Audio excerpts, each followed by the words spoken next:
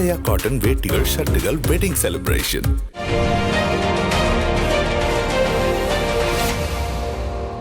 இப்பொழுது ஹெலிகாப்டரில் வந்திருக்கக்கூடிய பிரதமர் நரேந்திர மோடி குறித்த தகவல்களை வழங்குவதற்காக நேரலையில் இணைந்திருக்கிறார் செய்தியாளர் ராஜ்குமார். அவரோடு பேசலாம். ராஜ்குமார், தற்பொழுது பிரதமர் நரேந்திர மோடி கன்னியாகுமரி வந்தடைந்திருக்கிறார். அதற்கு அடுத்த கட்ட பயணமாக அவர் பகவதி அம்மன் கோவிலுக்கு செல்ல இருக்கிறார். சரியாக 6 மணிக்கு அவர் தியானத்தை துவங்குவார் என்று எதிர்பார்க்கப்படுகிறது. அங்கு இருக்கக்கூடிய கள நிலவரம் என்னவாக இருக்கிறது?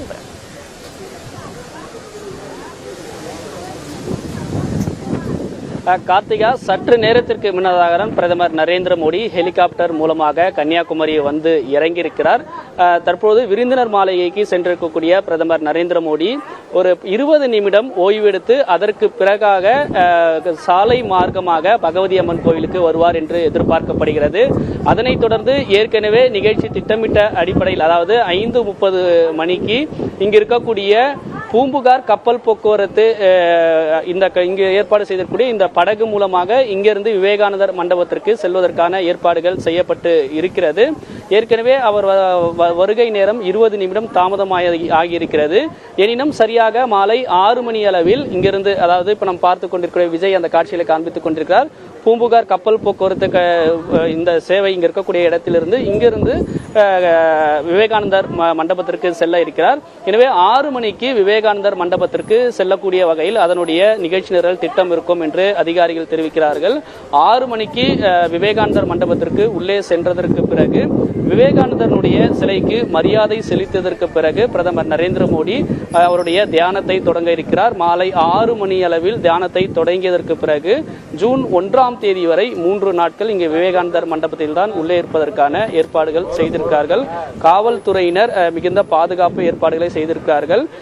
பிரதமர் அலுவலகத்தினுடைய சிறப்பு காவலர்கள் மட்டுமில்லாமல் கடலோர காவல்படை அதிகாரிகள், அதே போன்ற ஏர்போர்ஸ் அதிகாரிகள், தமிழக காவல்துறையினர் என அனைவருமே இங்கே பாதுகாப்பு பணியை தீவிரப்படுத்தியிருப்பதற்கான ஏற்பாடுகள் செய்திருக்கிறார்கள். இன்னும் அதாவது 6 மணி வரை மிக தீவிரமாக இந்த இடத்தில் பாதுகாப்பு பணியை பலப்படுத்துவதற்கான ஏற்பாடுகளும் அதிகாரிகளும் செய்திருக்காங்க. கார்த்திகா. ராஜ்குமார், 6 மணிக்கு அவர் தியானத்தில் ஈடுபட இருக்கிறார். அந்த தியானம் துவங்க இருக்கிறது. அந்த தியானம் அவர் துவங்கியதற்கு அப்புறமாக அந்த மண்டபத்திற்குள் யாருக்கெல்லாம் அனுமதி இருக்கிறது, வெளியில் யாரெல்லாம் அந்த பாதுகாப்பு பணியில் ஈடுபட இருக்கிறாங்க, அவருடைய உணவு எப்படி இருக்கும், அந்த 45 மணி நேரம் எப்படி இருக்கும்?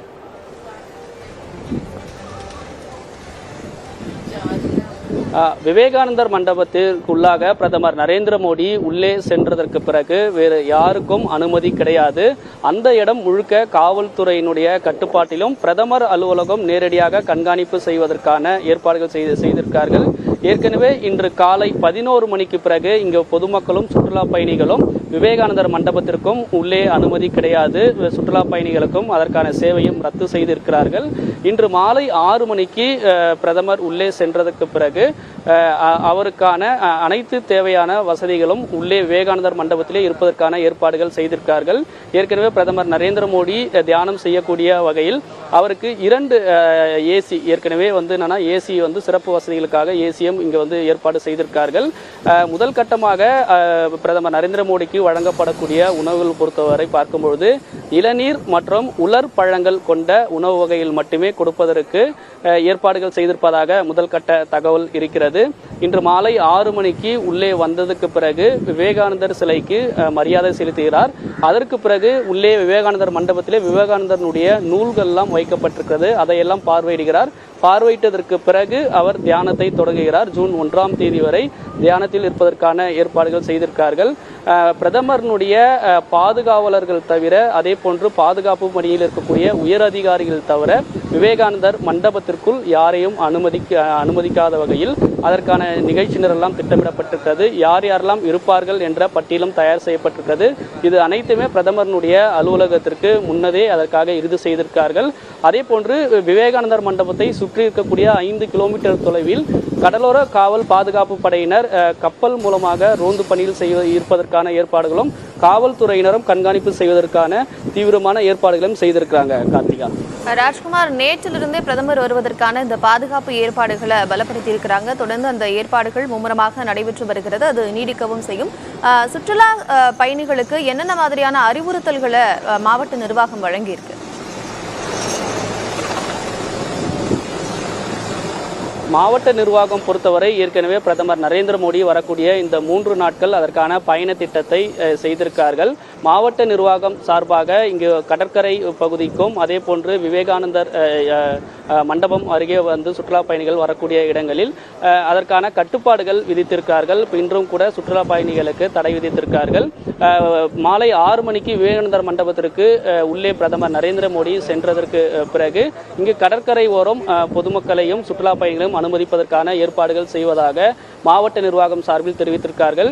எனவே நாளை இங்கு இருக்கக்கூடிய இடத்தை பொறுத்து பகவதி அம்மன் கோவில் அதே போன்று கடற்கரை ஓரம் சுற்றுலா பயணிகளை அனுமதிப்பது போன்ற நடவடிக்கைகளும் அதே போன்று வியாபாரிகள் கடை திறப்பது போன்ற நடவடிக்கைகளும் அவ்வப்போது கண்காணிப்பு செய்வதற்கான நடவடிக்கையும் அறிவுறுத்தல் செய்திருக்காங்க. கார்த்திகா.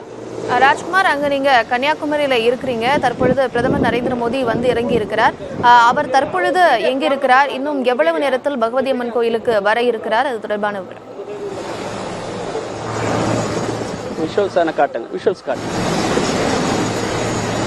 காவல்துறை நமக்கு நிற்பது கூட அனுமதி மறுத்திருக்கிறாங்க. அதாவது விருந்தினர் மாளிகை அருகே தற்பொழுது பிரதமர் நரேந்திர மோடி வந்து அங்க வந்து சற்று ஓய்வில் இருக்கிறார். அதனைத் தொடர்ந்து அங்கிருந்து தான் இங்கு பகவதி அம்மன் கோவிலுக்கு வருவதற்கான ஏற்பாடுகள் இருக்கிறது. இந்த இடத்திற்கு வருவதற்கு கிட்டத்தட்ட ஒரு 20 நிமிடம் ஆகும். அதாவது விருந்தினர் மாளிகையில் ஒரு 10 நிமிடம் பிரதமர் நரேந்திர மோடி ஓய்வு எடுத்ததற்கு பிறகு அதற்கு பின்னதாக பகவதி அம்மன் கோவிலுக்கு சாலை மார்க்கமாக வருகிறார். பகவதி அம்மன் கோவிலுக்கு உள்ளே சென்றதற்கு பிறகு அதனைத் தொடர்ந்து இங்கு பூம்புகார் கப்பல் போக்குவரத்து கழகம் மூலமாக ஏற்பாடு செய்திருக்கக்கூடிய கப்பல் மூலமாக விவேகானந்தர் மண்டபத்திற்கு செல்வதற்கான ஏற்பாடுகள் செய்திருக்கிறார்கள். காவல்துறையினர் மிக தீவிரமாக பாதுகாப்பு பணியில் ஈடுபட்டிருக்கிறார்கள். நாம் இருந்த இந்த இடத்தில் கூட இங்கு இருப்பதற்கு செய்தி சேகரிப்பதற்கு அனுமதி அளிக்கப்படவில்லை. ஒரு குறிப்பிட்ட இடத்தில் தான் வந்து செய்தி சேகரிப்பதற்கும் பொதுமக்கள் இருப்பதற்கும் அனுமதி அளிக்கிறோம் என்று சொல்கிறார்கள். காவல்துறையினுடைய உயர் அதிகாரிகள் அனைவருமே இருக்கிறார்கள். நமக்கு கூட இங்கிருந்து செய்தி சேகரிப்பதற்கான ஏற்பாடுகள் செய்யவில்லை. எனவே இன்னும் சற்று நேரத்தில், அதாவது மொத்தமாக சுற்றுலா விருந்தினர் மாளிகை தொடங்கி அங்கிருந்து இன்னும் ஒரு 30 நிமிடம் விவேகானந்தர் மண்டபத்திற்கு உள்ளே செல்வதற்கான ஏற்பாடுகள் இருக்கிறது. கார்த்திகா. சரியாக இன்னும் 30 நிமிடத்திற்குள் அவர் விவேகானந்தர் மண்டபத்திற்குள் சென்று 6 மணிக்கு தன்னுடைய தியானத்தை துவங்குவார் என்று எதிர்பார்க்கப்படுகிறது. தொடர்ந்து இது குறித்த நேரலை தகவல்களை வழங்குவதற்காக இணைந்திருங்கள் ராஜ்குமார்.